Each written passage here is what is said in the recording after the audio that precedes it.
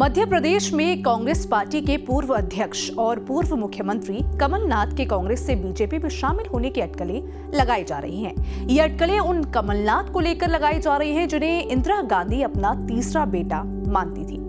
ये बात है साल 1980 की, जब कांग्रेस ने पहली बार कमलनाथ को मध्य प्रदेश के छिंदवाड़ा से टिकट दिया। तब उनके लिए प्रचार करने खुद इंदिरा गांधी पहुंची थी। उन्होंने अपने चुनावी भाषण में ये तक कहा था कि आप लोग कांग्रेस के नेता कमलनाथ को नहीं बल्कि मेरे तीसरे बेटे कमलनाथ को वोट दीजिए। कमलनाथ के लिए इंदिरा गांधी के शब्दों का जादू ऐसा चला कि कमलनाथ का प्रभाव छिंदवाड़ा और प्रदेश भर में बढ़ने लगा। अपने राजनीतिक करियर में कमलनाथ ने छिंदवाड़ा से 9 बार लोकसभा का चुनाव जीता। इस दौरान उन्होंने रिकॉर्ड लगातार 4 लोकसभा चुनाव में विजय हासिल की। इसी दौर में एक नारा भी खूब मशहूर हुआ कि इंदिरा गांधी के 2 हाथ, संजय गांधी और कमलनाथ। इंदिरा गांधी की मौत के बाद राजीव गांधी राजनीति में आए तो कमलनाथ उनके भी करीबी रहे। फिर राहुल गांधी ने उन पर भरोसा जताते हुए साल 2018 में उन्हें मध्य प्रदेश का सीएम बनाया। कमलनाथ का जन्म 18 नवंबर 1946 को कानपुर के एक बिजनेस परिवार में हुआ था। उनके पिता महेंद्र नाथ की कंपनी फिल्मों के पब्लिशिंग और पावर ट्रांसमिशन के बिजनेस से जुड़ी थी। कमलनाथ की शुरुआती शिक्षा दून स्कूल से हुई और यहीं से उनकी दोस्ती हुई इंदिरा गांधी के बेटे संजय गांधी से। इसी दोस्ती के कारण कमलनाथ ने युवा कांग्रेस की राजनीति में कदम रखा। ये दोस्ती इतनी गहरी थी कि इमरजेंसी के बाद बनी नई सरकार ने जब संजय गांधी को गिरफ्तार किया तो जेल में उनका साथ देने के लिए कमलनाथ ने जज से अभद्रता की और खुद भी तिहाड़ चले गए थे। इसके बाद ही वो इंदिरा गांधी की नजरों में आए और राजनीति की सीढ़ियां चढ़ते चली गई। फिर जब देश की पहली सस्ती कार मारुति की निर्माण की कल्पना की गई तो उसमें भी कमलनाथ संजय गांधी के साथ खड़े थे।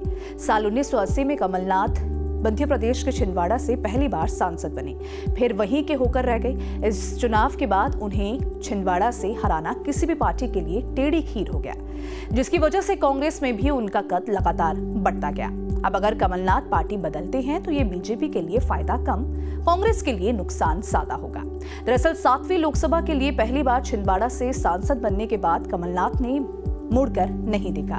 1984, 1989, 1991 में भी उन्होंने जीत हासिल की। जून 1991 में उन्हें केंद्रीय पर्यावरण मंत्रालय का राज्य मंत्री बनाया गया। 1995 और 96 में टेक्सटाइल मिनिस्टर के राज्य मंत्री का कामकाज उन्होंने देखा। 1998 और 1999 के चुनाव में भी उन्होंने बाजी मारी। 2004 के आम चुनाव में जीतने के बाद उन्हें केंद्रीय वाणिज्य और उद्योग मंत्री बनाया गया। 2009 के चुनाव के बाद उन्हें केंद्र में फिर मंत्री बनाया गया। इस बार उन्हें रोड, ट्रांसपोर्ट एंड हाईवे की जिम्मेदारी दी गई। 2011 में शहरी विकास मंत्री वो बनाए गए। छिंदवाड़ा से लगातार चुनाव जीतते रहे कमलनाथ। मध्य प्रदेश के छिंदवाड़ा से पहली बार कमलनाथ जो थे वो सांसद बने। इसके साथ ही अक्टूबर 2012 में संसदीय कार्य मंत्रालय का कामकाज भी उन्हें सौंपा गया।